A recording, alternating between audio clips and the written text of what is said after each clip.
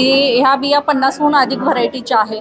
यामध्ये आजान, काटेसावर, पांगिरा, अ, शमी असे दुर्मिळ वृक्षांच्या बिया आहेत. आणि याचा बियांचा असा फायदा होईल की आपली जी जैवविविधता आहे ती टिकून राहील. वारकरी घरी घेऊन जातील, बीज प्रसाद म्हणून त्याची रोपे बनतील, रोप्यापासून त्याचं वृक्ष बनेल.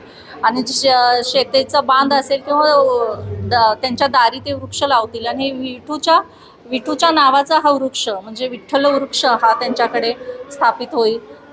त्यामुळे जैवविविधता, हिरणी धरणी, आपली जी पर्यावरणाचा होणारा ऱ्हास आणि अध्यात्माच्या माध्यमातून तो हरित वारी ही सक्सेस होऊ शकते. त्यामुळं हा संकल्प घेऊन ही वारी सेवा आम्ही देत आहोत.